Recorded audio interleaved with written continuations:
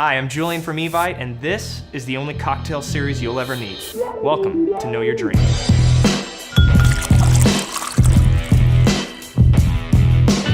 With every episode of this show, we're going to teach you to become the cocktail connoisseur you were born to be. Say goodbye to that same old six-pack of beer, that rando wine with the fancy French name. No, we're going to give you the history and recipes behind classic cocktails. So at your next party or get-together, you'll be a mixologist star. Today we're at Big Bar in Los Feliz, California, and I'm joined by Carrie. Hi guys. Today we're making not just a classic cocktail, but the quintessential, the Martini. But what is a Martini, and where did it come from? Some boozy historians argue that the Martini started in Italy in 1863. A vermouth maker named Alessandro Martini started branding his product under the name Martini, with recipes vaguely similar to what we know nowadays as the traditional Martini.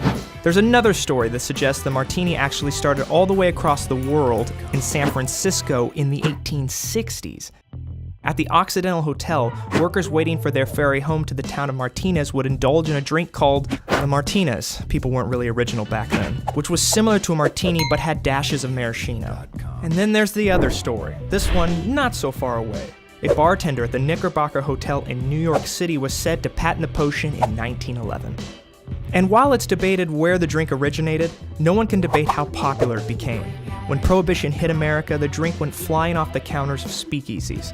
First, because it was strong, and secondly, because it was cheap. Manufacturing illegal gin was so affordable and everyone was doing it. Literally everyone. So Carrie, tell me, what is a martini?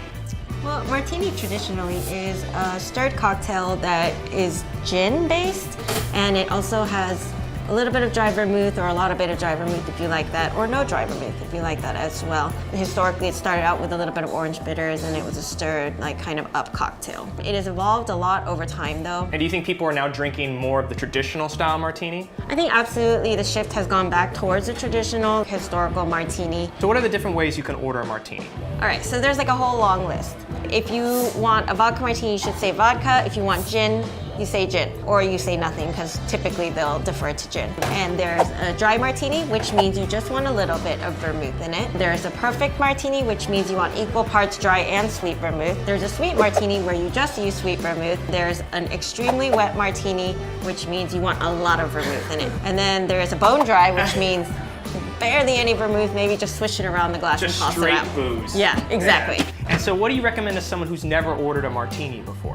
Well, the way that I would order it, and this is my favorite, is I would say I would like a martini 2-to-1. That means 2 parts of gin to 1 part dry vermouth. And I would like that served up with a light twist and an olive in it as well. You were telling me before that like you're a huge martini fan. Martini is my favorite. And so why is it, and what is like the real art behind a martini? Well, I think most people don't understand what goes into the actual like making of a martini. Like a very, very like well-made martini should be perfectly chilled, also perfectly diluted, so that when you taste it, it's like winking at you. It's super refreshing, and it can go down as easy as water, but you still get the full flavor of the spirit that's used to make it. Now, some people ask for their martini shaken. The reason being for that is if you shake it, a lot of water goes into the martini. That's why James Bond always wanted his martini shaken, because he always has to be ready for action. He can't be too drunk. Yeah. You know, so he wants a lot of water. Yeah. Stay hydrated, you know? So say you're throwing a party or get together with friends and family and you want to make them a classic martini. What would you recommend for them? The way that I would recommend doing it at home is very simple. Buy good dry vermouth, keep it in the fridge. Vermouth has to be in the fridge always. And then a really nice dry, London dry style gin that will mix well with anything.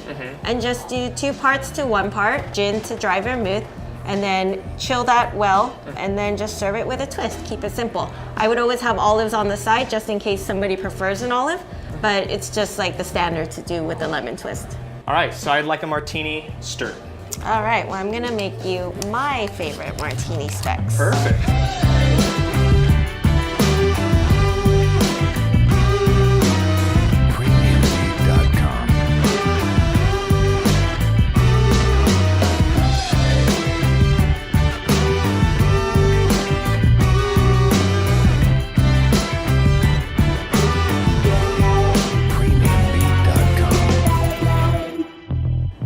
Hopefully this inspires you to try your hand at a martini next time. If you have a question about a particular drink or you'd like to know more about one, just let us know by leaving a comment below. We'll tackle it in a future episode. Thanks for watching. Cheers, Carrie. Cheers.